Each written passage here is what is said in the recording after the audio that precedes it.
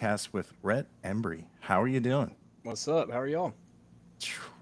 If people only knew what we just had to go through in the Yeah, lobby to yeah. get this done, the robots they're fighting against us right now, but we're definitely we're gonna win. We're gonna win this Yeah, we one. got it going. Yeah, but dude, thanks for jumping on at such short notice, Thank y'all for having me, man. I've been following y'all for years, so it's an honor and a pleasure to be here. dude. What's crazy is I've been listening to your album Slow Burn, and it's been a while since I've been angry. I didn't know your name, like an artist name. I was like, dude, how? Because I knew your name from Dylan Wheeler. You Hmm. Dylan Wheeler jumped on one of your songs, and I love Dylan, and it was on the playlist. I don't know if I listened to it because there's a couple f bombs, and Yeah, a lot of the socials don't like that. It was like his song Outcast Crowd. I was like, man, this is gonna get me violated, like. But yeah, dude, yeah. There's a lot of vulgarity in that song there.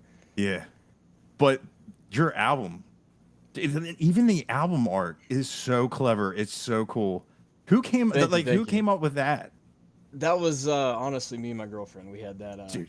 that idea of it. So at work, I work for my manager. We do waterproofing. So I have a day job still. It's not the music's not doing good enough just yet to quit that. So but yeah, they were calling me slow burn at work because I used to be a firefighter back in Alabama for 5 years before I decided to quit that, move to Texas, and pursue music really with everything I got.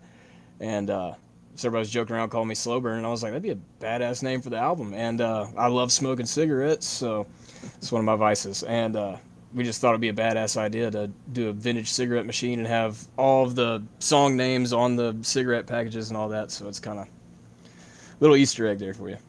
Yeah, dude, it's so clever, and the album's so good. Like, are you for your next one? Are you worried? Because Honestly, yeah, I'm worried about every song I ever write or put out. I'm the biggest critic of everything I do. I've probably got 1,000 songs in my notebook right here. That's just halfway finished, and they'll probably always be that way. But I'll always go back to them and stuff that I wrote 2 years ago. I'll have a riff or something, and it'll just match perfectly with it, and that's how it'll come about. yeah, dude, what's like I said, it's crazy that I just found your name and your music, and I've been listening and doing these for so long. I do. I, I have a feeling that Josh Serrato is involved in your music because Yep, he was. I hear the He sounds was. and I'm like, dude, that's something Josh would do. It's really cool to hear Yeah, that. he did all the producing and guitar work on the album, except for the last song, "Same Old You." That was me and my band now. That was my drummer's grandpa's song. I think they originally recorded in 1965, and we were on a run with Dylan. We were going through the middle of nowhere in Kansas, and the band was in the back of the van. They had it playing. I pulled my earbud out. I was like, "What's that?" And they're like, "Oh, that's my grandpa's song." I said, "We're taking that to the fucking studio next week." So we got that cut, and that ended out the album. So. Nice, But dude. That's everything else I did at Melody Mountain with Ben Hussey and Josh Rado and Hunter Napier. So that's it's crazy. Of just I'll hear some. I'm like, man, that sounds like Josh, and just like the sound of your album is like massive. And dude, thank you, man. Thank you. someone else, that song, it's like when you listen to the riff, you're like, is it dirty? Is it clean? But all I know is like, dude, if I was playing that on stage with you, I'd be driving nails into the stage. It's dude, I love it. And the whole album is full of great songs, and it sounds awesome. It's not like, and this is your first release, right? Yes, sir. Yeah, this is my first album release. I mean, I had a couple singles Yeah. before that, but I mean, this is my first big project that I've actually put out. So Yeah, and as a first album, man, it just comes out. It doesn't open the door, it kicks it open. It just that's boom. that's exactly what I was trying to go for. I mean, just kind of make waves with it. Because, like you said, nobody's really heard of me. The only way that people know my name is from that song with Dylan. So I just kind of wanted to capture a lot of my energy and who I am as a person into those songs. I'm very rowdy. I'm very rambunctious. So I wanted to kind of include that in my music, I guess. Yeah. Oh, dude, it. I love it. I hope people listen to it, and because man, it's damn good, and it just Thank you, man. Thank you. from the sound to the production to the lyrics and to man, like what you said, uh, how you're talking about Southern grunge. They said what Hmm. was it, Nirvana, and you said Leonard Skinner. Nirvana and Leonard Skinner. That's what I grew up on. That's like that's the best way to describe my sound. Southern grunge. It's Yeah, I don't know. I grew up listening to Creed and Alice in Chains and all that shit. Lane Staley's my favorite singer. That's my idol, and just kind of that. But also, I grew up in Alabama, so I mean, I'm listening to country music and all the old, Miley Hatchet, 38 Special, Leonard Skinner, and all that. So I was kind of had the best of both worlds there, I guess. And yeah. I was really lucky to find a band with the same background, pretty much, and we got together for the first time out here because I had to completely rebuild everything when I moved out here. I had to rebuild my band, rebuild my image, start over booking, the shitty, terrible dive bars, and just completely do it all over again. But I found some guys that are really badass. We all have the same mentality and the same background, so it's really cool. Yeah, and the Texas scene has embraced you. Oh yeah, absolutely. It's kind of weird. I always heard everybody in Texas is a little standoffish to outsiders, and I haven't experienced that at all. Really, it's been awesome coming out here and meeting new people, making new fans, making connections, all that. I love how you use the hashtag shred dirt. I love that name. Dude, Shred I was dirt. like, dude, that's like one of the coolest genre names I've ever heard. Yeah, I mean that's like, kind of like Southern grunge. It's not red dirt, but I mean there's not really a category for it. There's a lot of guys like I mentioned earlier. I mean like me, Austin Mead, Treaty Oak, them Dirty Roses. A lot of those guys. It's kind of it's not country, it's not rock. It's kind of in between somewhere. Yeah, So it's just a good way to describe it, I guess.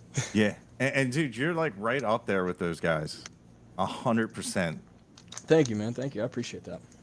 Yeah, it like when you get done your album, I you want more, and that's a good thing. I was like, as soon as I got on the podcast, I'm gonna tell Rhett that like you need to get in the studio and make. Like I don't care if you release them, just for me, 3 more albums. Come on. Well, hey, on a positive note, some good news for you. We are writing a lot of new music. I think we've got 4 new songs done right now. So Nice.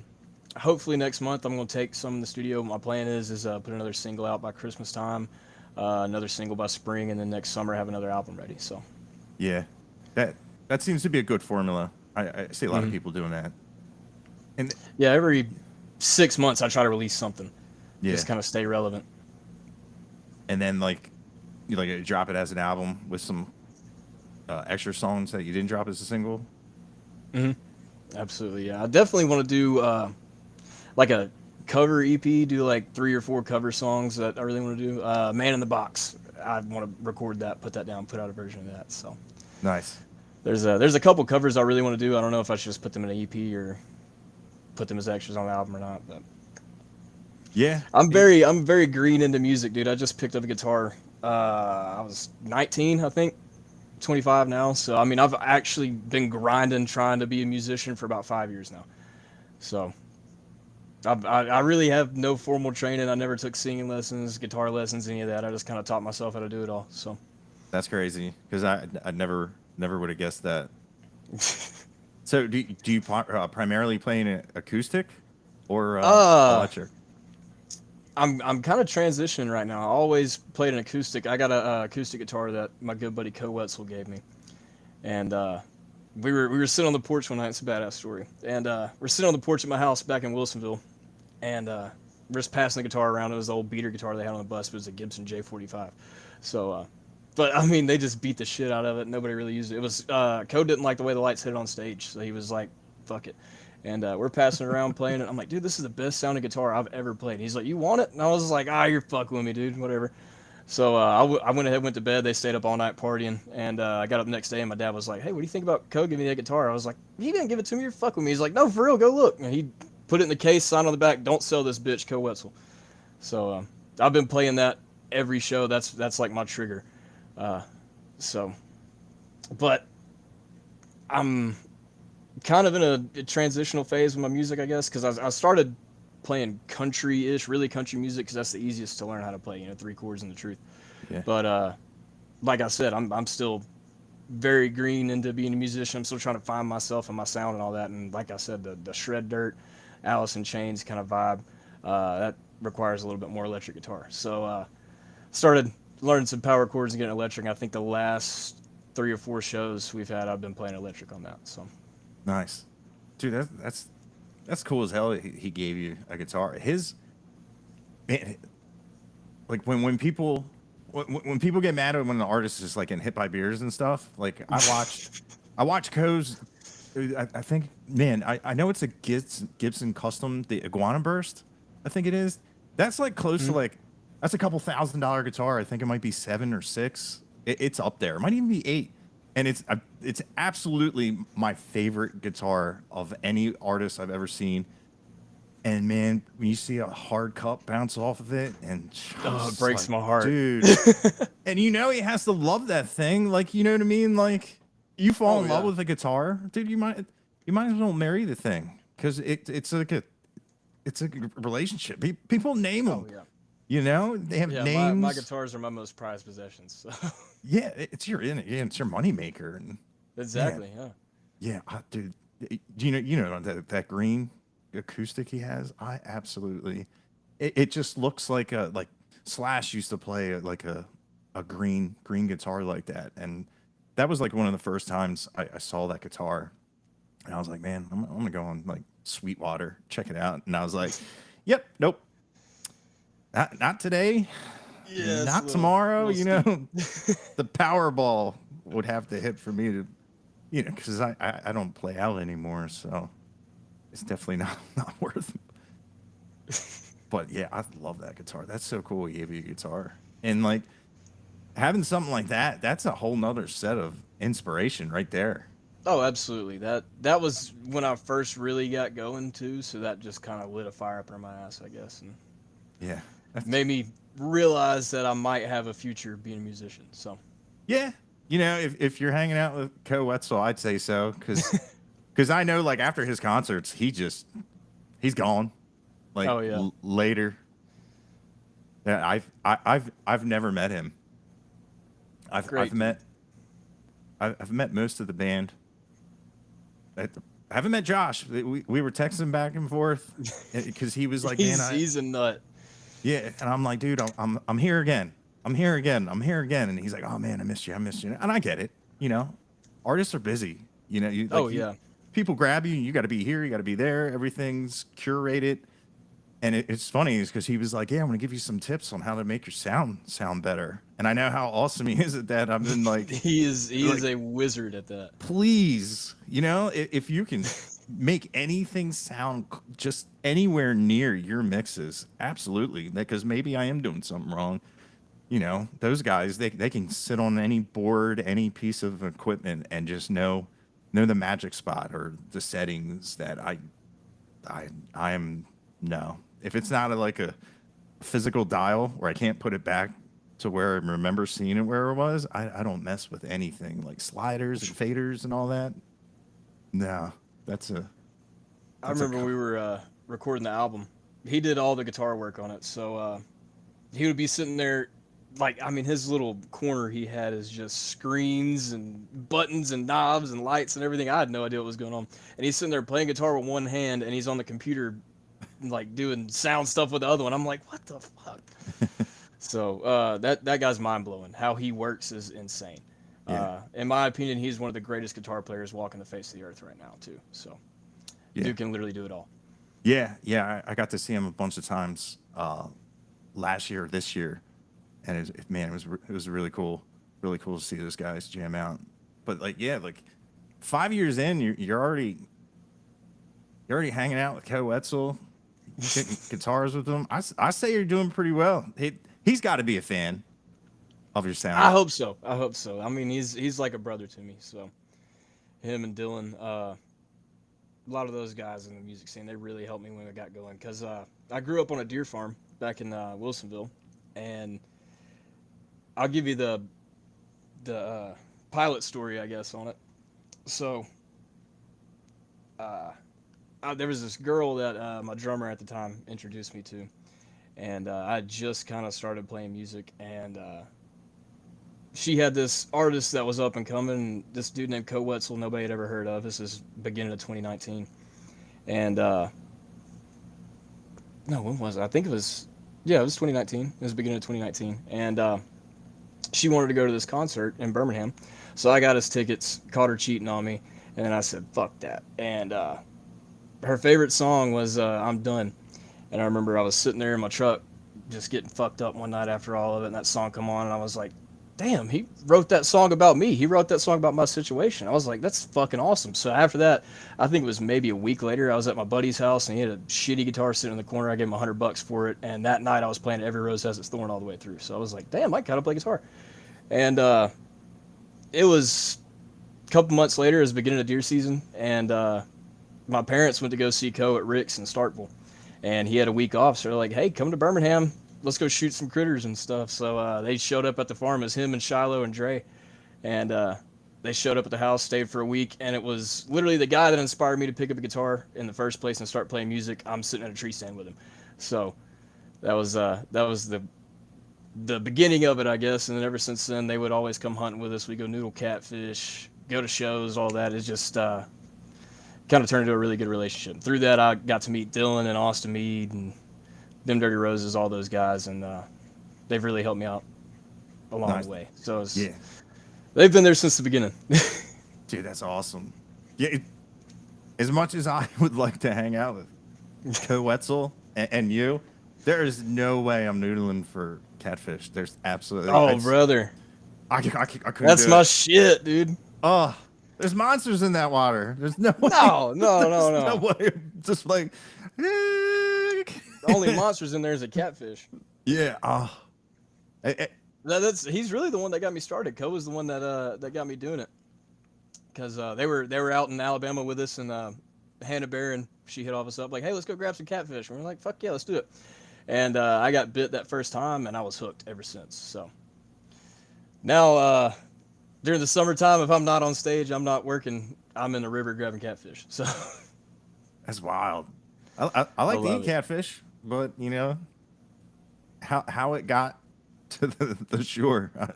I don't want to know. I don't want to be a part of it. I mean, I'll fish, but nope. That's too primal, and man, and you know that's what separates us, the opposable thumbs to everybody else. You know.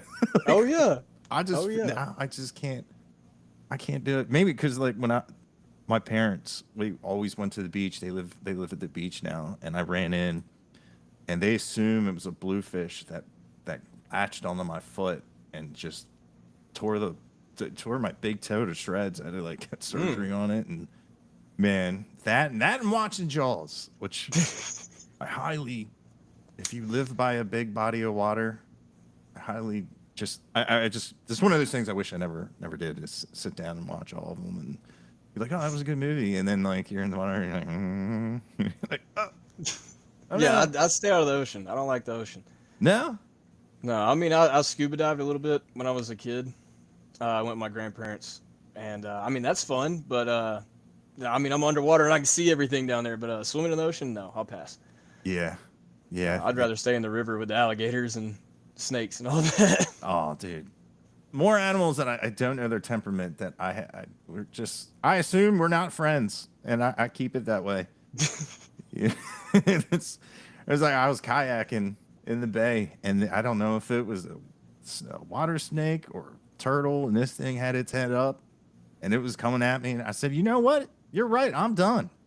This is your world. Like, I don't, you know, I know I can, you know, it's not as big as me. But nope, and you know, I couldn't do it.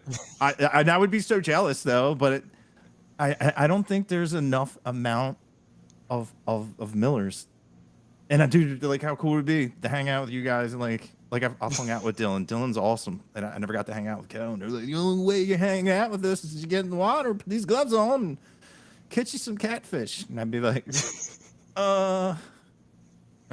I'd have every excuse. Yeah, Oh, it yeah. ain't that bad. Oh, I actually in my intro song on the album TFC, it's too fucking country. yeah. I don't know if you listen to that, but it's kind of thrash metal a little bit with steel guitar in it. I wanted to make it sound like really heavy rock, but talk about the most redneck shit I could think of. So, baptized in the Coosa River, grabbing catfish in my bare hands, spotlighting deer at night off my neighbor's land.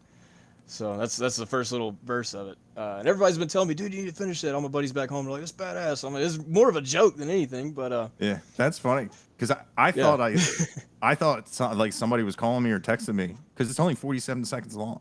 Hmm.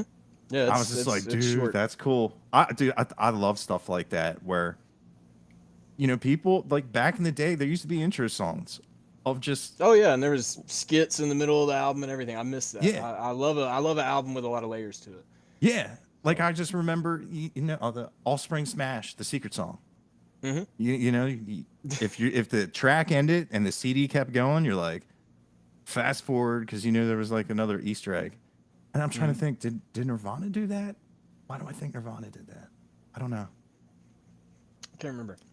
Yeah. Now, are you a fan of Bleach with Nirvana? Yes. Their album Bleach? Yeah. Yes. That's Big Nirvana fan. yeah. When I love people all of say it. when people say they like Nirvana, and I say, do you like Bleach? And they're like, I don't know what that is, and I love that because if you got into Nirvana 9 times out of the 10, if it was from the radio, like the only thing you're like acclimated with was Nevermind, which is Hmm. totally fine. That's still Oh, it's still a great album. it's fantastic. You know, it's that's another album cover where like Oh yeah. the amount how did they convince those guys just to be like, okay, fine, Kurt, we'll put it out like as is. You know what I mean? Like that had to be Yeah. that had to be a wild conversation. I don't think I've ever seen an interview on that of, you know what I mean? Like, Yeah. Yeah. I don't think I've seen one either. yeah, that really blows my mind because it's still out there and it's still, like the things that people get, they're canceled for now. That Yeah. has to be one where you're like, what? Because like it wasn't even like one of their kids or something. You know what I mean? Like it was Yeah. There's some really random kid. Yeah. Let's get some naked baby and throw in a pool. throw a pool with $1. Yeah, Hey, it grabs your attention though. That's what you need. yeah, You need something to draw people in. yeah, dude. I wonder had he not passed, I wonder what he'd be doing. What direction, if any, or just Oh yeah. you know what I mean? It's weird to think like who would he like right now? You think he Hmm. dig your music and like I hope and so. I hope so. I think he would Uh, because dude, what's the one song? It's and I mean this is great. It's like doom and sludge and even the acoustics dark. Is it dirt? It's not Dirty Dreams. I wrote it down because I was like, I'm terrible with names. It, Life of Sin. Life is Maybe. Sin. I did put dark song. Yeah, or it's just like if you were to isolate those together, like a fuzz pedal guitar by itself, not all the time sounds great, but if you add it in Mm. a mix, it sounds awesome. So like when it's like right to the point of like destroyed, but it just sounds so good, and I love like dirty sounds, like the bass on Dirty Dreams. I love Oh that. yeah. Oh, Yeah. dude, it That was just all Ben Hussey there. He is nice, dude. That fucking rumble, it just insane. locked in with the drums and everything. Like it is right up my alley. Like what you're doing, that is so easy for me to like fall in love with, like on the first listen, and be like, I need more. Thank Where you, it's dude. I like, appreciate it. yeah, dude, like I gotta make sure that the people that follow me know your I name mean, because it means a lot to me, honestly. I mean, like I said, I've been watching y'all for years, so I know you listen to a lot of music. So for you to like it, that's saying something.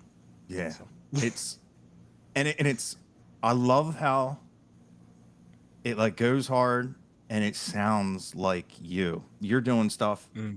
way different than what anybody else is doing, but still the same like intensity and the same just the sound this not the sound, but you know what I mean, like I don't lose anything going from like Yeah, the people I love, you know, you're not being like, well, it's his first album, you know, he didn't have the production value. No, there's nothing like that. It's you go from, man, you just pick anybody doing like what Co and Dylan and Austin and like the Trio, them Dirty Rose. There's no, it's all same quality with a way different flavor, and I love it. It Thank you, man. Thank for you. me to be mad that it wasn't on my radar, but at the same time, it kind of was because I can't remember if I listened to that. And normally, whatever Dylan puts out, I listen to. And did you see his post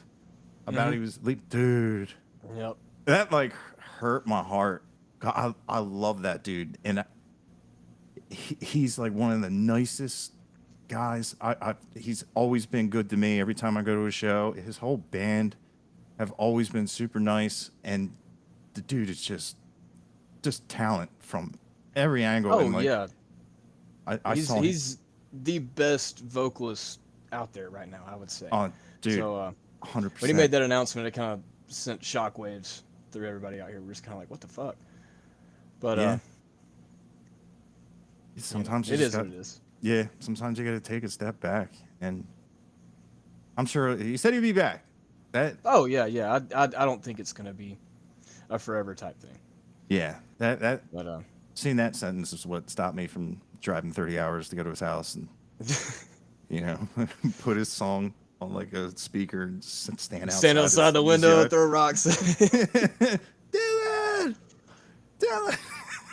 Yeah, I love Dylan. He's helped me out so much. I'm actually in his camper right now. I live in his camper when I moved out here. So Really? yeah, he was just like, "Hey, dude, you moved to Texas? Yeah, I live in my camper." So he's one of my best friends in the world. I love him to death. So Yeah. Are you friends like with his band like Brock?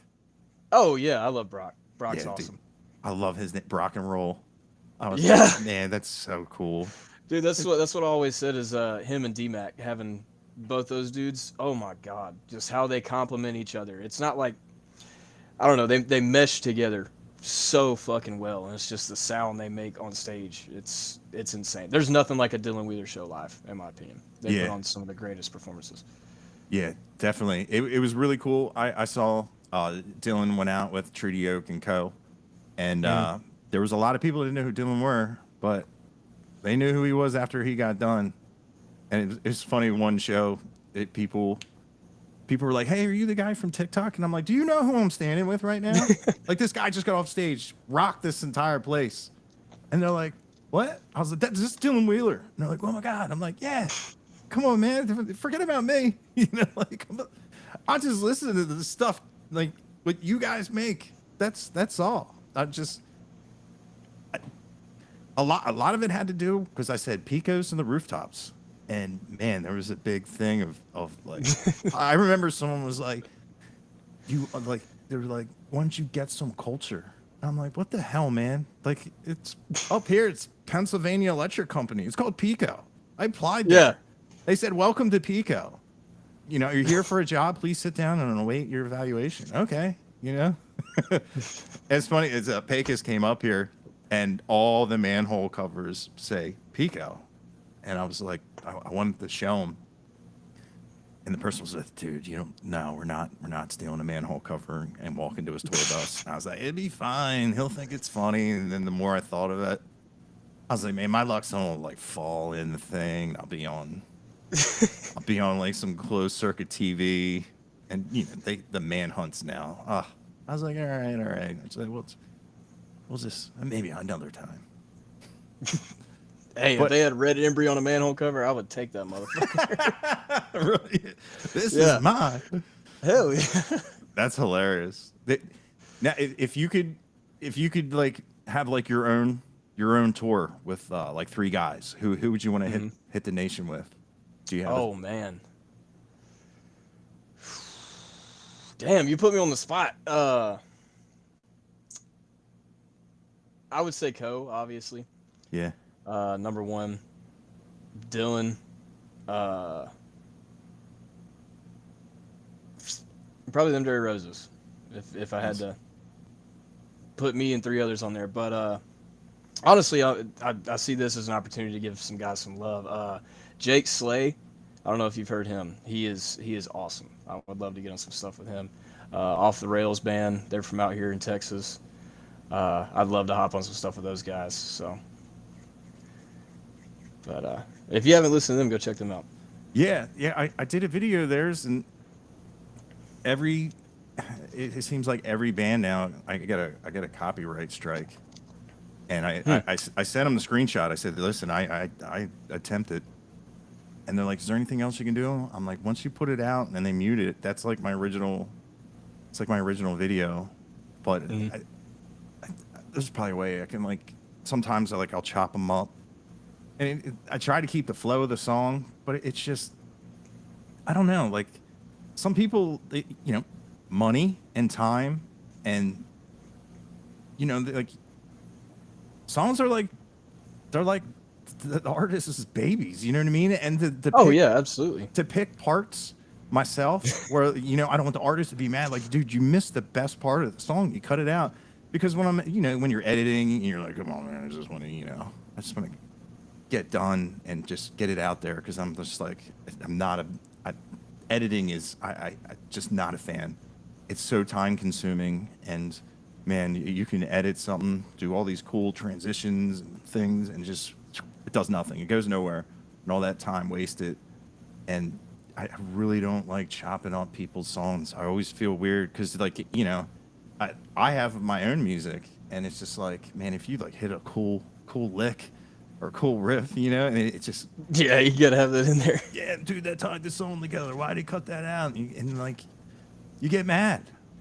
Like, not that I did anything disrespectful, but like in your head, you're like, I did something you didn't like, and I've totally tried to like not do that. You know what I mean? Like, I don't want any artist mad at me. I don't want to like go to a festival and be like, oh, I gotta avoid people because I said some stuff. Could like the one Coetzel, the first couple of Coetzel songs I listened to, I was like, man, I'm just not getting it. And come to find out, the headphones and the way how it was on my computer was different because people are like, dude, that doesn't sound right.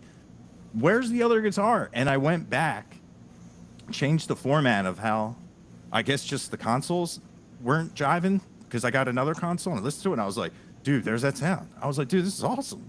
I'm like, I can't believe, like, they're out there. Like, and come to find out, I'm listening to like not the full sound. And I just remember when I said Coetzel, that sounds like a made up name. And I, just trying to be funny, but and then never in a million years did I ever think that I'd be meeting all these people. Like when I see Mason, his bass player, Oh yeah, he's like, "What's up, dude?" And I'm like, "Oh, what's going on?"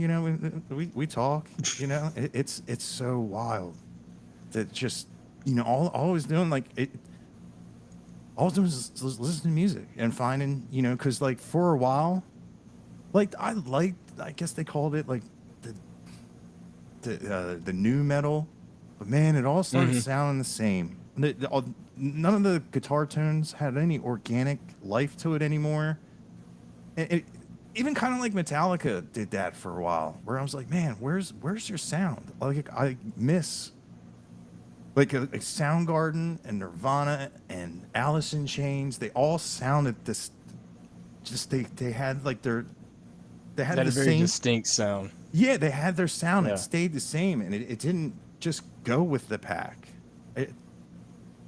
Man, I miss that. And then come to find out, there's people like you and all like them Dirty Risen. They have their own sound, and everything sounds different from everybody else that's doing the same thing. I love it because for such a long time, I didn't hear it on the radio or anything. And all those like new heavy metal bands, or I don't even know if you would call them like death metal. There's so many weird genre names. I was kind of like, whatever. Like that whole originality just got lost. It sucked. As like a guitar player, as a guy that likes sounds and like tones, it's just, man, it really, and then like I like just stopped. I stopped after like Devil Driver, Soil Work, They were like the only kind of like new guys I liked because they were different. They're like melodic and like Meshuggah and stuff like that.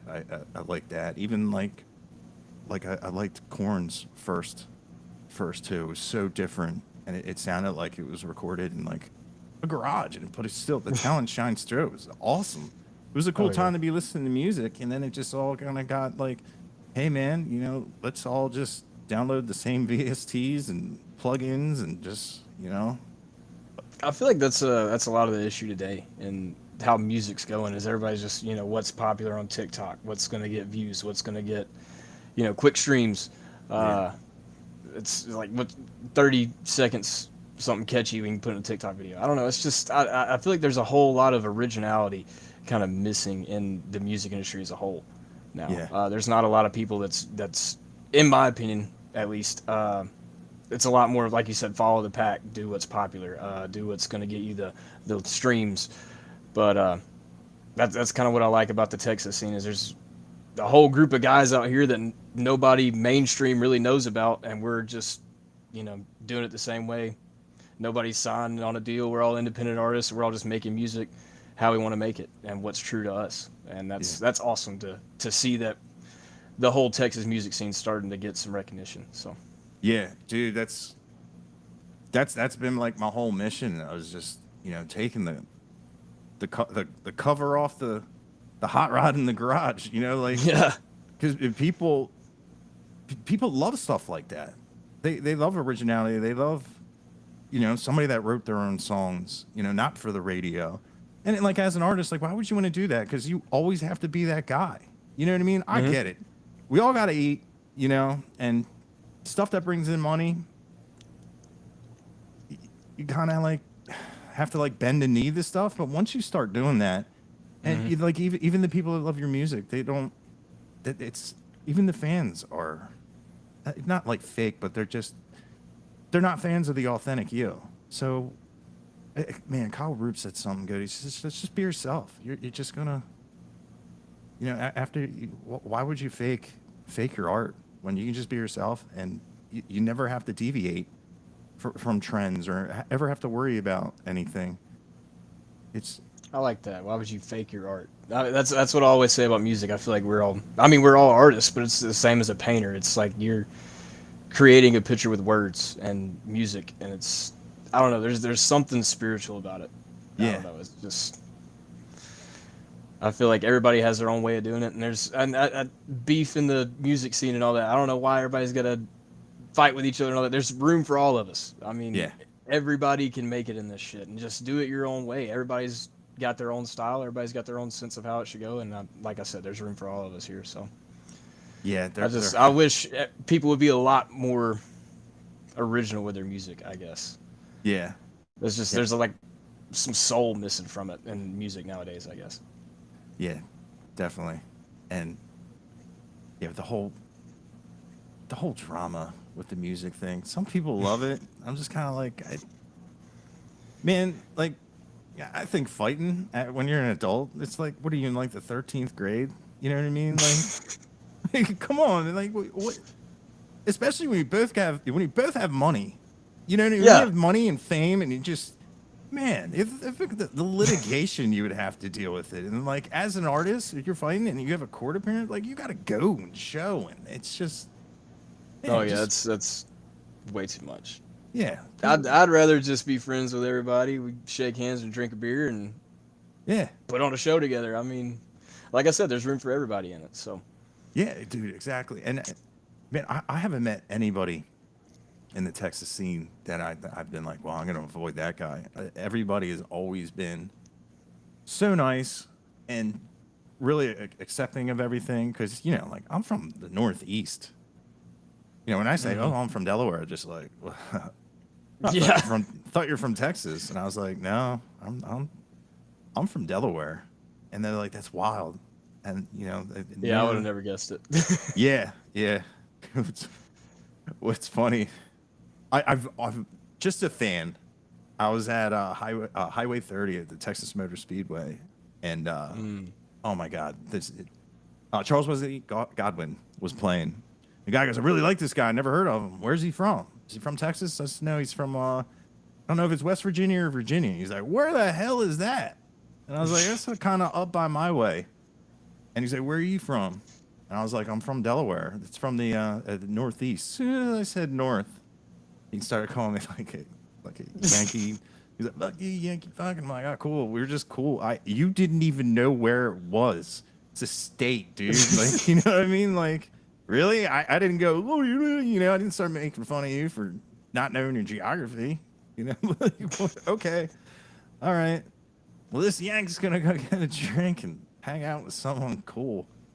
That was like the first time of when I had that down in Texas, because I was really surprised, because you know, you hear Texas and you just think things, you know what I mean? Like I just remember going down there and I was just like, man, where's all like the rowdy saloons? You know, I thought it'd be like not like.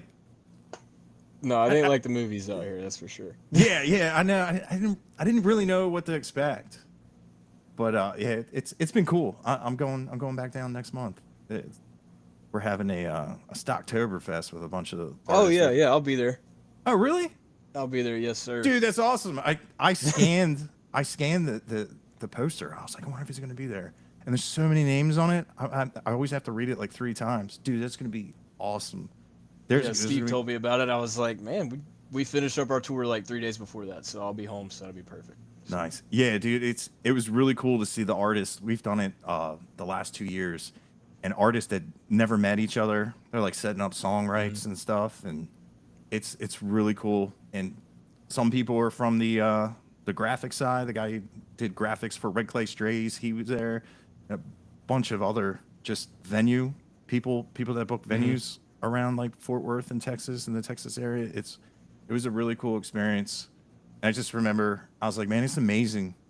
Like all these people are here. And the guy is, you know, what's amazing is we're all here because a guy from Delaware started a TikTok. And I was like, dude, I didn't even think of it like that. So that's wild. Just how that is pretty cool. It is cool that social media can be used for the good. You know what I mean? Oh yeah. Yeah, there's so much bad on it going around those. The little bright spots in it is awesome. Yeah, dude, absolutely. Like, man, there's going to be someone like me that's going to hear your music through one of my videos and be like, I love this. And that's, like, I love being, like, the guy in the car and have somebody, hey, you ever heard Rhett Embry? And, no. Well, guess what? You know what I mean? And he'd be like, yeah. I've always loved being like that because it's cool. You know, like, oh, you never heard these guys? You know, like, let me let you in on a little secret. And be a trendsetter. Yeah. And it's good, man. It's just a lot of, I hate to say garbage, but man, it's just manufactured. It's suit and tie. I'm gonna get my cut, and you're gonna get your cut, and we're just gonna do it for the monetary side of it. And you know, if one day you want to deviate, you're gonna have to buy back your whole catalog. It's gonna cost you a ton of money. You know, like it's that side of the business, and that I don't know. It's I really like seeing like the Grand Ole Opry and the Ryman are playing a lot of the Texas guys and whatnot, and because they started to get in there. Yeah, you go to Nashville.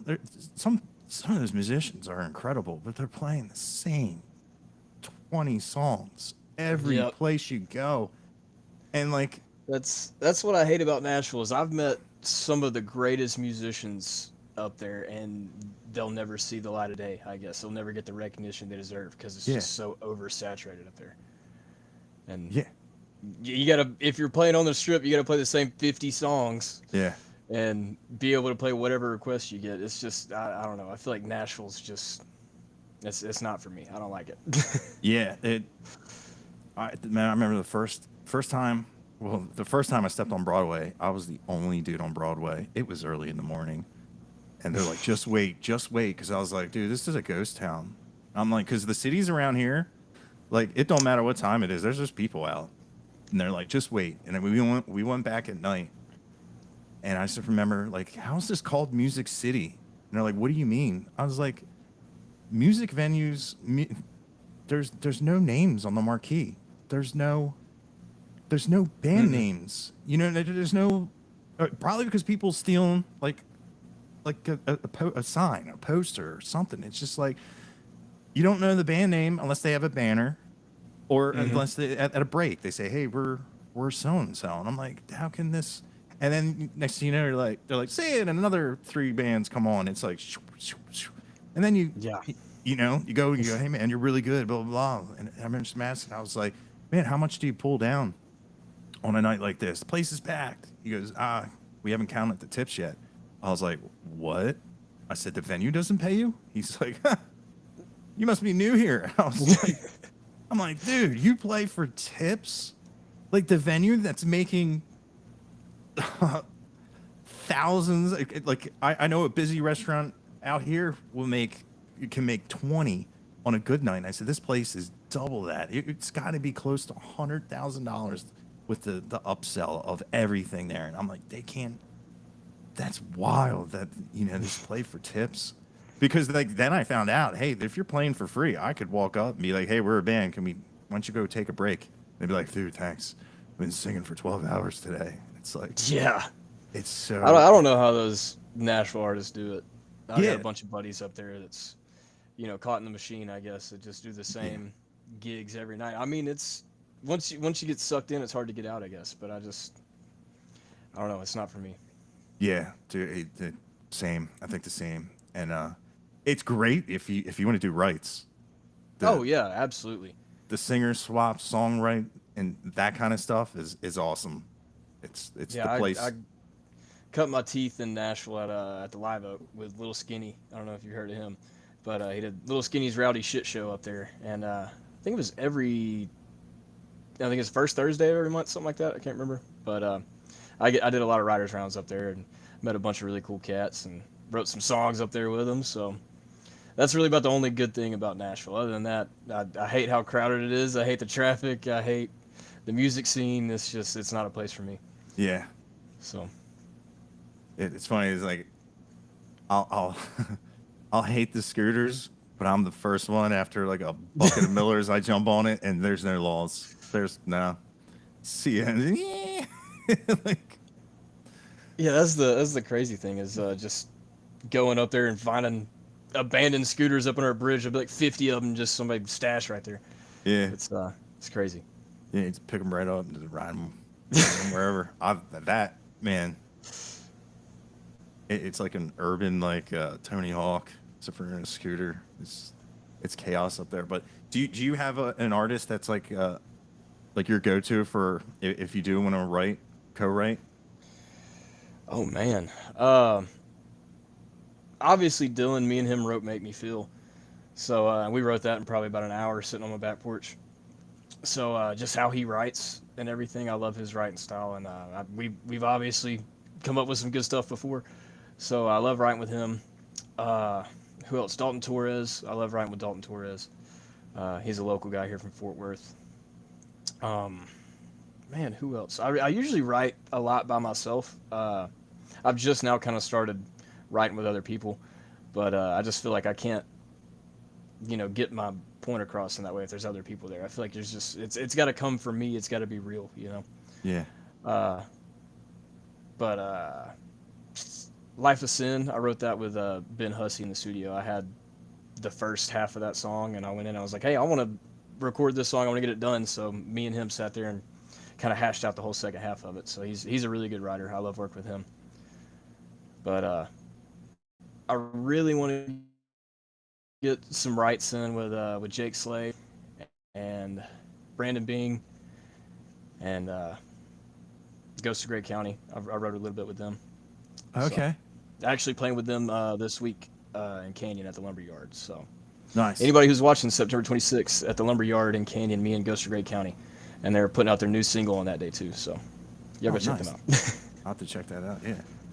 Now, what's this song of yours? If someone's never heard your music, and you can curate how they get introduced to your music, what's a song you would pick? uh, I'd say Dirty Dreams. Dirty Dreams. That I feel like perfectly captures kind of who I am, what my music is, and it's just as real as it gets. Honestly, I wrote that song in 20 minutes, and I was at the fire department working on a Saturday, and we didn't have anything going on. I was back there taking a nap, and had a dirty dream. So woke up, I was sitting in the shower, and I'd come up with the line, "I'll see you when I close my eyes, my dirty dreams." So I was like, "Fuck, that's hard." So I got out of the shower, I called my drummer, I was like, "Dude, what do you think about this?" He said, "Fuck yeah, pin it right now." So I wrote it in like 20 minutes, one take, that was it, and we went and recorded it after that, and just from that moment, I knew it was going to be something special. But that's my favorite song I've ever written. That's my favorite song to play, my favorite song to sing. So if I had to pick just one song to put somebody on, it'd be "Dirty Dreams." Nice. Where's that sit on the set list? That's our last song. We I wrap was out going to with say, that. is that the closer? Yeah, that's the closer. We always open with someone else, though, because I feel like that's just That's like you said. It's real vulgar. It's real just it doesn't open the door. It fucking kicks it in. oh, dude. So When you say that's a good way to get their attention. I wish I was someone else, that line. It's so clever and it hits so hard. I was like, God, that is a great line. Thank you, man. It's dude. The first time you hear it, you're just like, yo, he did something right there. Yeah, 'Cause the first time we ever played that song, we were playing at ATO frat house at the University of Alabama after the Iron Bowl. I don't know if you watch college football, but back home in Alabama, it's the Iron Bowl is the biggest thing of the year, Auburn versus Alabama. So we went to University of Alabama at the biggest frat house on campus, and we went out there, and it was insane. That was the biggest crowd we'd ever played for at that point, too. I think there was 800 out there. And I was writing this song. I didn't know who I was writing about, what I was writing about, so I was kind of lost in it. And I finished the song the night before the gig, actually. And we ran through it at practice, and just to be safe, we might throw it in there. And this girl I was talking to down there, she went to the University of Alabama, and halfway through our set, she comes walking in the side door dragging another dude with her. They go out in the middle of the crowd. She drops him off, comes walking up to the stage. And I was like, oh, no, fuck that. So I turned around to my drummer. I said, someone else. And I had some choice words with her off the stage. And we started playing someone else. So I hit that down, down, down, down, down, that first little lick, and everybody lost their fucking minds. And that was the last time I saw that bitch as she was walking out the fucking gate. So after that, I told my drummer, I was like, dude, buckle up. This is going to be a hit. And dude, ever since, that song's just been, God, I love it. There's an energy about it. There's something about it. It's just, it hasn't changed. I wrote that song. That was one of the first songs I ever wrote. So I wrote that song probably 3 or 4 years ago, and I love it just as much now as when I finished writing it. So That's awesome. That's a cool story. Yeah, it definitely has that. Like, there's just some songs you listen to, and you can just tell this is one of the songs that probably everybody screams the words back to. Oh yeah, Because it has that energy.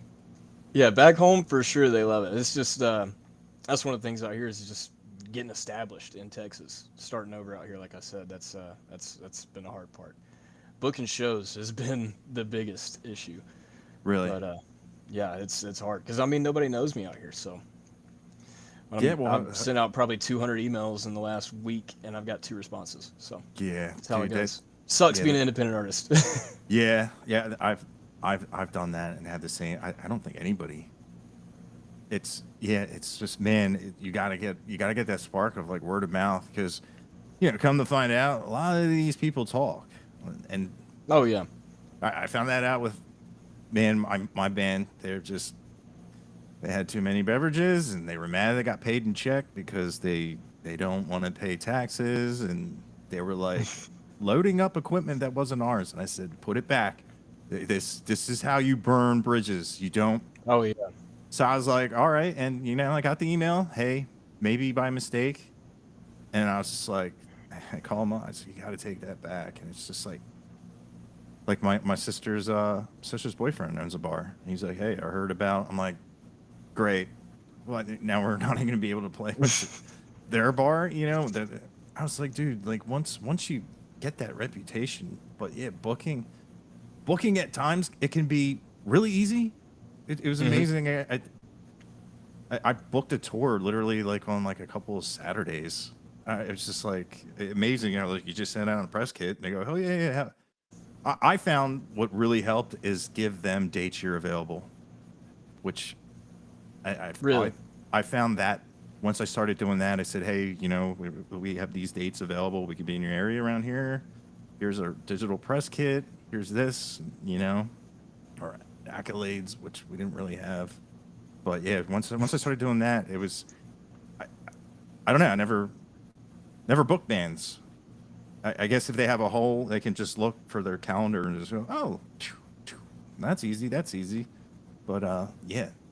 Oh, they definitely should hear your name, especially how it came out in what, June? Your album?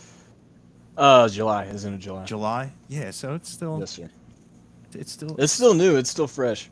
yeah. Oh, So yeah. That's the one thing I always wish like I could at the beginning of TikTok and then every once in a while, man, I could do like an Austin Mead song and have it have 60,000 views the first day. And mm, man, they really took the views down, and it just it's soul crushing. Like when you hear like a great song, mm, like I before we went on, I don't know if you heard me say your name, but I did like a compilation of a couple clips of your songs, and I, you know, obviously we're live, and it pushes it a little bit more, and I hope it gets some views out because, like I said, the people that love Austin, me, Dylan Wheeler, and Co Wetzel, like they're gonna love. They're gonna love it because it's just as hard and it's different. It's different. That's what I love about it. It's the same. You can get the same intensity, the same, you know, the same feeling from the lyrics. You get you get the story and everything, and it just hits you hard in a different way. Like you said, that like old like grungy, just way. And I love thank that. you, man. I appreciate that. I love how you like I Alice in appreciate Chains. y'all pushing everything too. Yeah, Trying to get me out there. That means a lot. yeah, dude, I definitely anything I can do to help because you listen to that album, dude.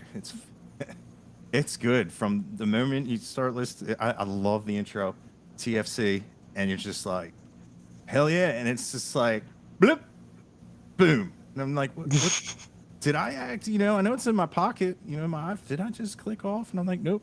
It's like 40. It's 47 seconds, and it's just boom, right into it, and just And rolling down. I was so meticulous on how I put it together too, though, because I would sit there with the band and everybody. I get second opinions from everyone. Would be like, hey, what song should go 3 in this one? It's just like we spent probably 2 weeks trying to figure out what songs are gonna go where and just got everything lined up just right.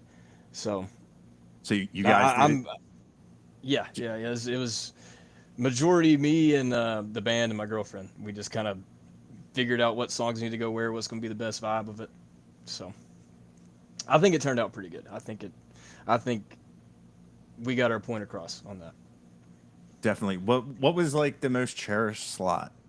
Like what was there like a certain Oh track number man. like where you're like this has to hit hard? I always find like track 2.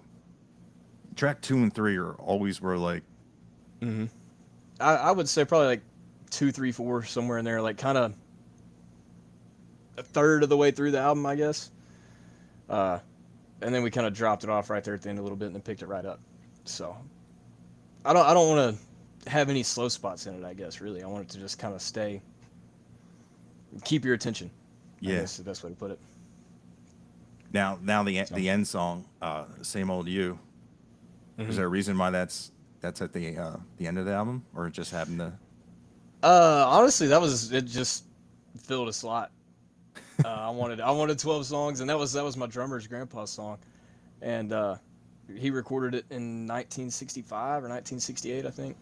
And I heard that the first time. I was like, we got to take that in the studio. So we went in, we cut that one, and got it. We were going to cut that and a cover. I can't say which one though because that one is, God. When I put it out, I'm going to put out a cover of this song, and when I do, it's going to be fucking insane. Uh, so I don't want to let all that out there just yet. But we were going to record both those and put that cover on the album too. We didn't have enough time, so we got that one song done, and it wrapped out the album. I was like, perfect, there you go. So, and that was the one song that my whole band as of now played on. So everything else was that Melody Mountain with Serato and Ben Hussey and Hunter Napier. Nice. Dude, I try to always tell people, like, the cover song has power. You know what I Mm-hmm. mean? Like it definitely has a spot. And I know, like, you know, we're an original band. We do original music. There's a lot of people that are like totally against it. But man, if people know this song and they know this song, they love this song the whole life, and they see somebody crush it, I think you just want a fan for life. You know what I mean? Like when you're at a I show. will say this cover we're doing, nobody knows. Nobody's probably ever heard it, and the band that did it originally, their fan base is like a small little cult following. So it's I believe when we put it out, everybody's gonna think it's our song. But That's even it's better. I really just want to shed light on the original band that did it, and give them the recognition they deserve. I'll go ahead and say it's "No Roses No More" by Lucero. So Okay. that's as soon as I heard that song, I was like, dude, I gotta do a cover of that. It's so good. But Dude, they it's very Nirvana-esque, I guess, is how I hear it in my head. So yeah, they're a band. You know, I was watching. Oh my God, what the Tom Hardy movie? I think it's called like The Bike Riders, and like oh yeah, yeah, the that's a credits come badass on, and movie. I'm like, dude, what is this song? And I pull out my phone and Shazam it. I'm like, oh shit, like Lucero. And then, man, I always find out people were playing like the day of, but like it was like Hmm. a couple days they were in town, but I couldn't make it work. I'm like, man, I understand bands can't play every Friday and Saturday in your town, you know, Hmm. but it's I, I hate missing because I would love to see them live because I know a lot of people that love those guys, and man, their recordings they have from the shows. I'm like, dude, I gotta Yeah, go, I I've gotta go. always wanted to see him live. I've never been able to make a show. Yeah, it's I'm a little probably pissed off because we had a show last week, and I wanted to go see the Sex Pistols at the Longhorn Ballroom, and that didn't work out. I had to go play my own show. So, yeah.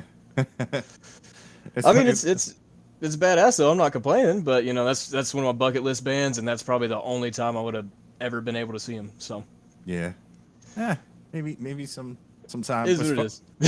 What's funny is that the last we would just used to call it like the country versus metal get together, and one of the guys that showed up, he's like, I can't stay for that long. I have a show right now, and we're in intermission, and he came in to have a shot and a drink, Oh, hell and yeah. I was like, you left your own show to come here and say hi? He's like, yeah, dude. He's like, I gotta hurry back, and he said hi to everybody and ran back to his show. I thought that was pretty rock and roll. I was like, that's pretty cool. That's awesome. Now, I guess since you're friends with Co, if you could have Co Wetzel do a cover, do you have a song that you would love to see Oh Co man. cover? Ah, damn, you put me on the spot again. I mean, I feel like he really kills the old country. Like 80s, 90s country, I feel like that's right up his alley. Uh, so, damn, I want him and Parker to do Poncho and Lefty. That's a good answer. That'd be that'd be pretty badass, I think. Yeah, that's a cool song for a duet. Oh yeah, Yeah, that's good, yeah. and it's nice because I know the song, so like, I can kind of put them into my head right now and listen. Yeah, I think that'd be badass if they did it. We talked about that one a couple years ago. That them two needed to hop on that cover, but we'll see if it happens. Yeah, you never know. Yeah, that would definitely be cool. How about like Austin Mead or Dylan Wheeler? Oh, Dylan did Getaway Car. Dude, I still have to listen to that. It's That's so good. I mean, that's the one cover for him. I would say he really absolutely he nailed did it. that with Blacktop Mojo, right? Is that Yes, yes, I believe. I know everything about it. I don't think I've sat down and listened to it, and I know there's some people that are mad at me because they're like, dude, what are you doing? I've requested this like 30 times, but Oh, you cut out a little bit there. What'd you say? I said that there's a lot of people that are like they've requested it and requested it, and it's been on every list I've ever made. I don't know why I haven't listened to it because like I listen to everything Dylan pretty much. That's like, Mm. and I've seen him 4 times. I saw him 4 times last year, so it's not a lot of music that I haven't heard of his. Like, man, Oh yeah, I I'm think anything by Chris Cornell he would absolutely kill. So yeah, it's just honestly any song. Dylan Wheeler's got the best voice out of anybody out there, I would say. So I mean, Mary Had a Little Lamb, he'd make it sound badass. So yeah, it's true. Yeah, I I like Soundgarden. I'm trying to think what song he would probably crush. I was always partial to like My Gate. No, that's Spoon Man, right? Or am I gonna? I do like. I always, man, my mind is just crazy anymore. Like I used to always remember names. I can't remember names anymore. It's like I forgot how oh, to I'm think. terrible with names. My memory is ass. I Yeah, don't remember what I did yesterday. yeah, dude. Like I used So to be sharp. I swear. It's after I got COVID, I got that. My buddy would be you got like, "You that used to remember everything." I'm like, that permanent memory fog. "Yeah, it sucks." Mm. Like, why didn't it just cover up all the bad stuff? Like it's nice to be able to remember the person's name you were talking to 15 minutes ago. And you're like, oh Oh yeah, yeah.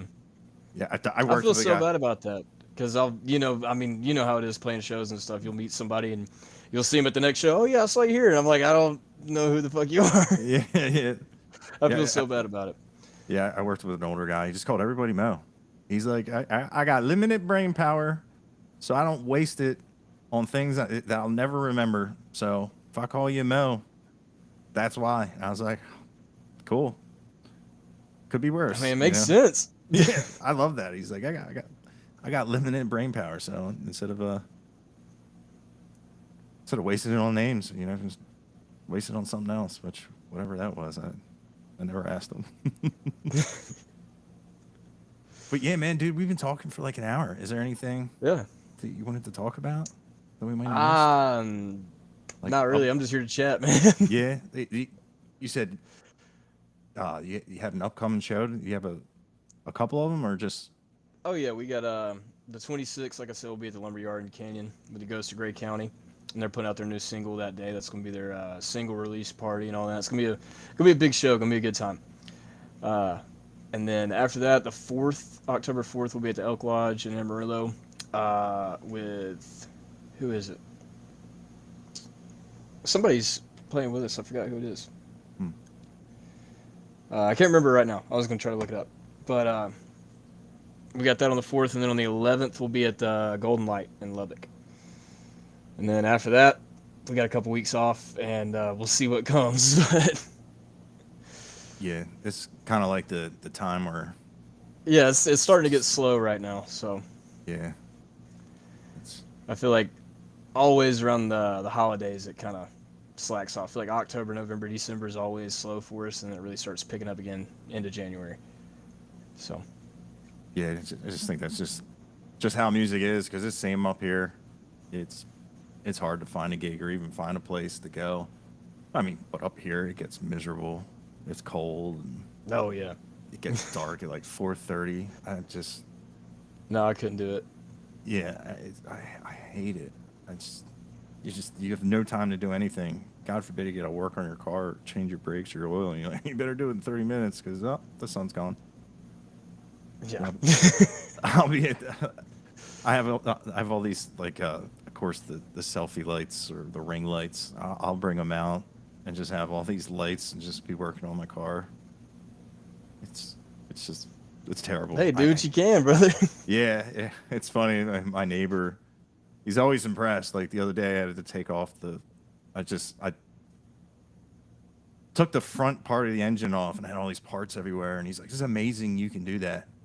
And I'm in my mind, I'm thinking like, "There's no way I can put this back together."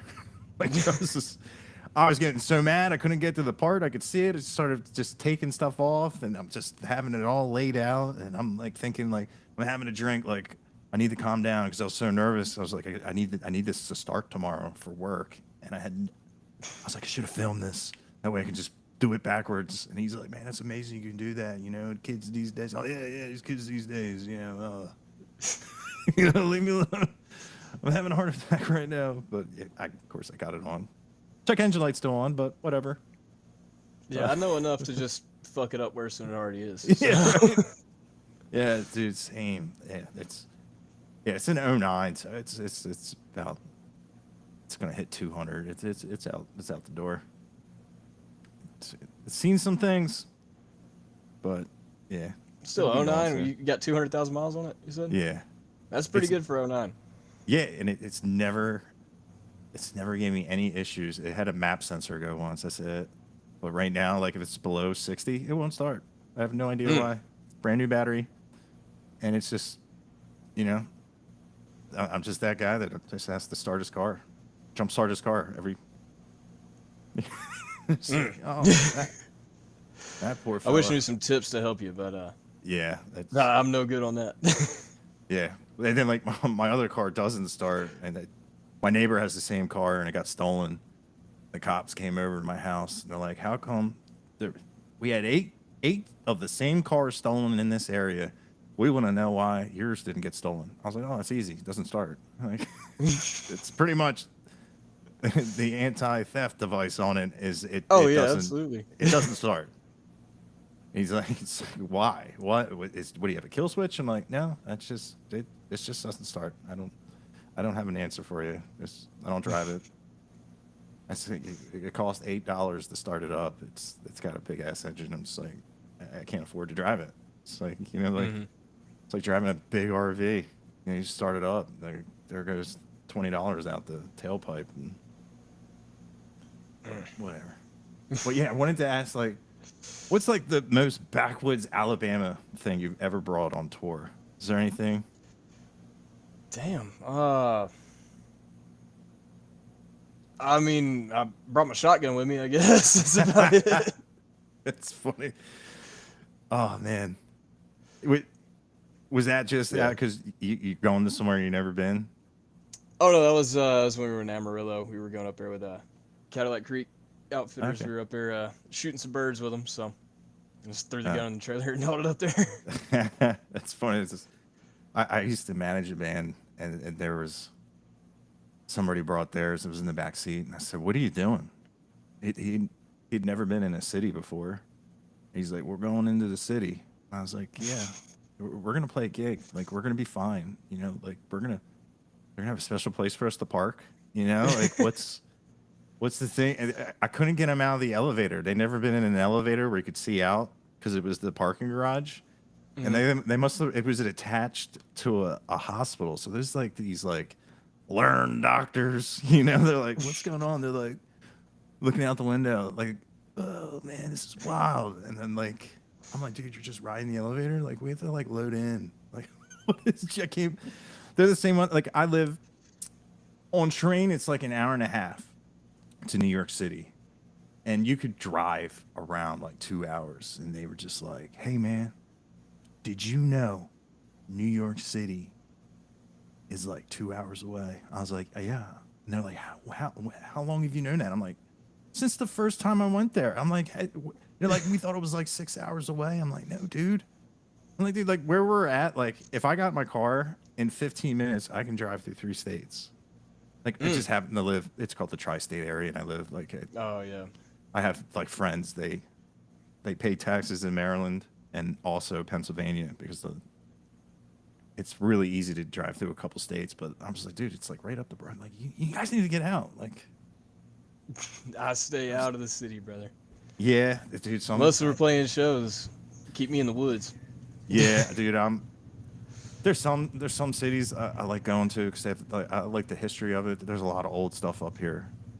You know, it's like in Philadelphia, you can go see like where they pretty much created the country. And when you go up to Boston, they have like trails where you can go see stuff. And there's just a lot of cool stuff. But other than that, I mean, Texas, going to Texas, that was like the first time I'd ever seen like, I want to say like modern, like a so they built this place like recently, and Hmm. it's just cool how things were like set up. It made so much more sense than because like you could probably just barely get a man. It's driving in South Philly it's insane. That's like the driving test. If you can drive down to South Philly and not clip a car, you can pass. You can drive anywhere. You can pass your driver's license. It's everybody double parks. It's just like you just send it. No one stops at stop signals. No one stops at stop signs. You just roll right through. It's just kind of like That's yeah, crazy. yeah. It's That's how I'd imagine Philly would be, though. yeah. It's It's like the I'm Wild glad. Wild West. Yeah, I'm glad I'm glad I don't live there anymore. Which I still have family that live out there, and they're just city people. Like and Yeah, it's keep just me out of the city. yeah, I did. I lived around like the Amish growing up for a while. Like not it was like probably maybe an acre and a half and a little bit of land, but man, if you just walked out, there was a nature preserve, and man, you just go around and be around nothing. Or like my friends, I mean, that's why they're all felons because they'd be like, "Hey man, you want to go grocery shopping? It's poach." Down Yeah. dude, they take their shirts off, wrapping around their face, and it's just they'd come back with just a tailgate full of that's what they ate. Like, Yeah, that's how it is in Alabama, dude. We were at a party one time at one of my buddy's house. I think it was like a New Year's Eve party or something.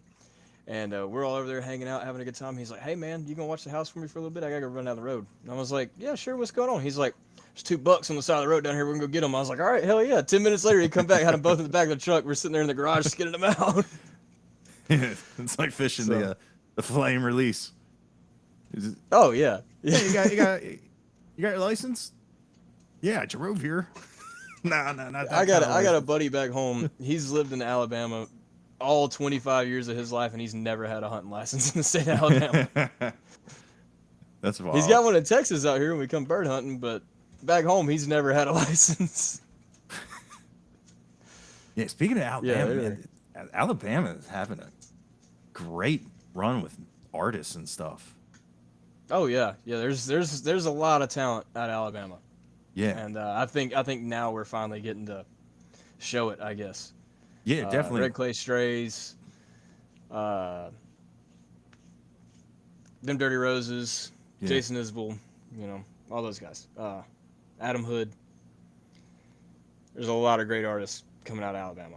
So yeah, and I mean that has to help you because like when I say like Texas country, Texas rock, that to me like it encompasses like people from Alabama oh like yeah, it's not the region, it's the sound.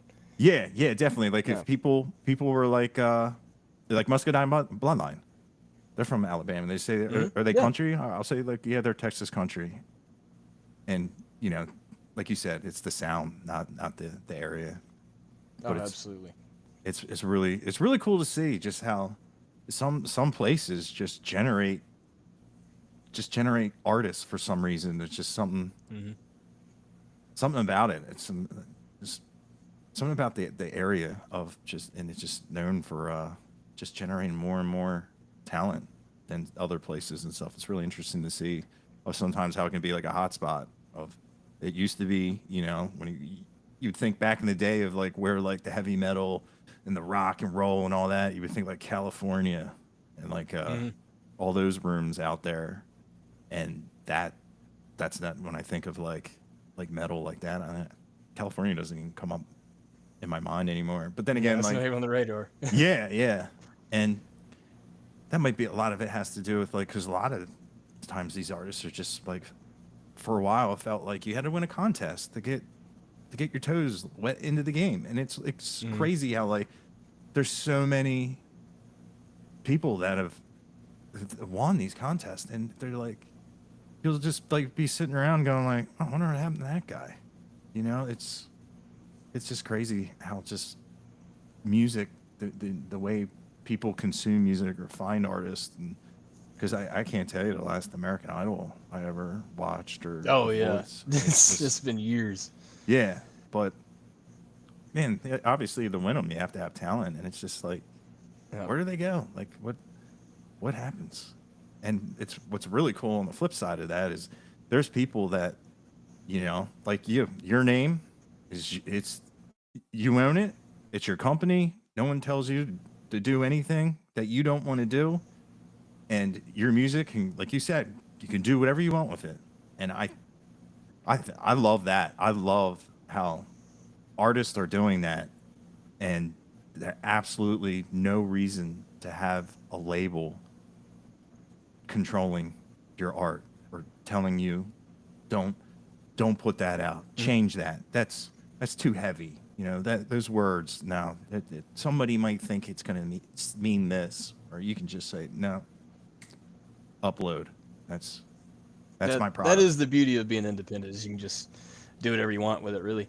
Yeah. Uh, like I said, we're artists. We make art however we make it, however we see fit. So I don't believe anybody should censor themselves or have somebody telling them how to create their art as an artist. So Yeah, and there's also a lot of on that side, a lot of predatory things that they put in. Like they put a sunset clause in constant. Like you never own yeah, it, even if you leave the you got to label. read the fine print.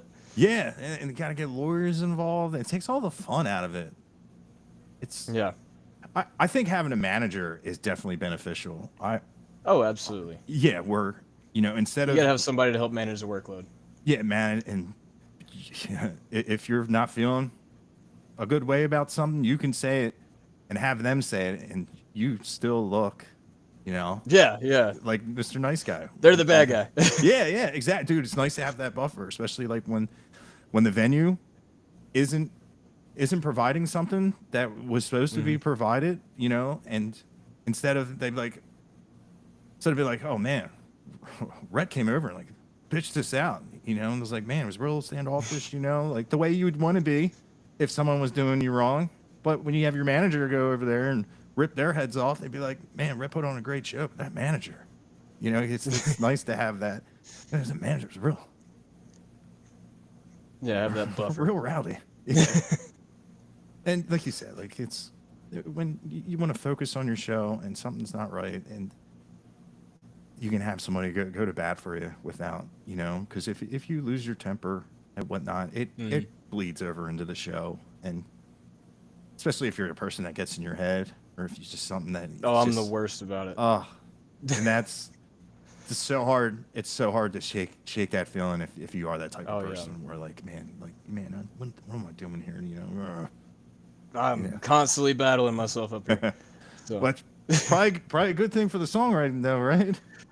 I mean, yeah, like I said though, I've got probably 1,000 songs that are halfway finished just between my notes and my notebook here, and it's just, will they ever see the light of day? I don't know, but I mean, I'll go and look at it and find stuff I wrote years ago, and it'll turn into a song. So Yeah. Is that ever I'm way too critical of how I write. really? So like you Yeah. hoard gold? Oh yeah. There's some stuff in here that is awesome that I'll probably never put in a song. So Now I don't know. It's just for some reason I won't like it. It won't hit me right. And I'll just be like, nope. now if someone came over, who would it be you would hand that to? Be like, they're gonna be like, Rhett, I want to take your notebook, and I want to finish some of these songs. Is there a guy? Dylan Wheeler. Dylan? Yep. Probably. I mean, like I said, that's my brother. Me and him are very similar. We write the same. We got a similar sound, I guess. We think the same. It's just he can explain things the way that I wish I could explain them. Yeah. Is the best way to put it. Yeah, dude, I know that totally. I always try to. I'm like, I should just probably just break down, go on ChatGPT, and just be like, how do I describe my my mind? Like, I wish I had like, I guess a better vocabulary, like. Oh yeah, I feel like that holds me back a lot too. Because Yeah. I try to stay away from using like ChatGPT or Google or anything. I want to use it like very real. I mean, I do it old school with a pen and paper and write it down where I can see it. So I don't know. I just feel like using Google or Chat GPT, anything like that. I feel like that takes away from the authenticity of it. Yeah, So I want it all to be real. I want it all to yeah, be straight from the heart. yeah. I just like I'll just write in there. What's another word for this? And it helps me with that. But one of the things I use it for, if you can put what you want to eat every day and say, make me a shopping list, and it will. It's amazing. Down to like the seasons to everything. It's because like I don't know how to make half of it, you know. Like Yeah. I can burn water. I'm a terrible cook. That's probably like the big thing I use it for. And yeah, it's just sometimes just can't think. Hmm. And but yeah, I did use one of those AI things where they had like you can make songs. I just remember I said, write a song about Treaty Oak Revival breaking into Cody Canada's bus and drinking all of his beer, and it did, and it sounded. It sounded. It's just so, I couldn't stop It's the number one laughing. hit. Yeah, yeah. It was like this emo voice, and the lyrics were so funny. It's just like it cracked me up because like first I was like, man, it really it kind of knew a little bit about him. It was just so weird. It was to me, it was obvious it was made by. It wasn't made by humans. It just didn't Hmm. have that soul to it. But I've heard music that sounds like that I know for a fact that people have made. But yeah, that's what's going on with that. That'll never replace what like people are you're doing, and I the hope it live doesn't. experience. But I mean, the way technology is nowadays, I mean, we're all gonna be robots before it's over with. So Yeah, yeah, half and I half. just, yeah, it's. I mean, I hope it doesn't bleed over too much in the music industry because there's, you know, like I said, we're all artists. I feel like you got to do everything yourself. You got to do it real. It's got to be from the heart. And I don't know. I feel like there's a lot of people relying too much on technology nowadays. Yeah, I So just wanted I just wanted to drive me to and from the show, yeah. and I can be in any condition. You know, you know, hey, Oh yeah. you know that that man, that's half the reason I don't go out during the week because you be just sitting there waiting for an Uber and they ain't coming. It's like now, now what do I do? Yeah. You know, you hit that Oh, button. some places out here trying to find an Uber is a nightmare. Yeah, yeah, I been there. always drive everywhere. Yeah, same. It's a good feeling to know that you have a way to leave. Hmm. Oh 'Cause yeah, that's what I always do. I don't like the vibe. I'm out. See y'all. Irish goodbye. yeah, yeah, dude. That was like that that was my calling card. When people expect it, they're just like, don't even look for him. He's gone. Yep. Like he bounced. But yeah, that's I'm definitely right there with you. But yeah, man, is there anything else that you wanted to talk about? I mean, not really. I'm good. Is there anything you want to know? Anything you want to ask? Yeah, dude, I'm excited you're gonna be at Stocktober. I'm looking forward to it, man. I saw the names on there. There's a lot of guys I know, so I'm excited to hang out with everybody, make some new connections, and hear some new music. Yeah, yeah, it'd be cool. It's like it's two bands and then the song swap. I'm interested to see Oh, that's awesome. who's gonna go up and play some songs. 'Cause that's kind of what happened last year. One of the singers, his voice was starting to hurt, and I was like, there's no better place to have it because we had like 40, 50 artists, and they were just like, hey, we sing, and it was just Yeah. a roundabout, and to have it built in to the show already, it's gonna be cool. The list is amazing of just how many Oh yeah. people are, and it's There's a lot of talent on there. yeah, and it'd be cool, especially if you don't know some of the names, some of the network, and you can Hmm. get done, and you know, you just be like, is there ever a show you can't make it? I'm your guy, you know. Maybe Get your boy up. yeah, that'd be a way, hopefully, to shot at getting to some of these venues Hmm. and get that name on those marquees. That's what I need, brother. Yeah, dude, because once people hear your music, it's game over. They're gonna be fans. Yeah, It's just I feel like all I gotta do is get people to listen, and yeah, then I'm good. 100%. There's so many people I talk to, and that's all they need, and it's frustrating for me because at the beginning that was easy for me to do, and Hmm. man, when they tighten up that algorithm, and it's like man, because like all they need is just 15 seconds, Hmm. and dude, they'll just be like, oh hell yeah, it's a variation, especially if you love that type of music. It's a variation of it, and it's damn good. And yeah, if you're into it, it's gonna be the top of people's lists too, like 100%. Like I was like physically mad. I was like, how did I let something like this go by? Because it's right up my alley of the sound that I love. That finding I out appreciate that, dude. that Thank you. there's good dudes like you just making like real music.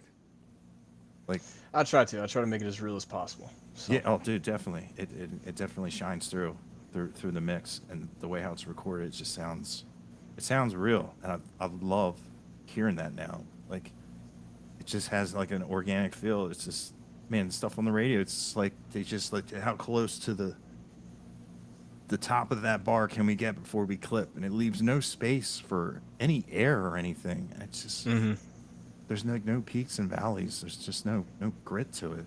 And it's a lot of copy and paste, cookie cutter yeah, bullshit.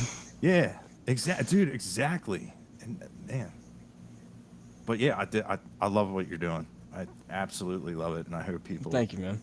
I hope people like I'm gonna make clips of this, and I hope people really go down that rabbit hole and listen to your music. Thank you, man. I appreciate it. Yeah, hell yeah. I appreciate you putting me out there trying to get people on. Yeah, dude.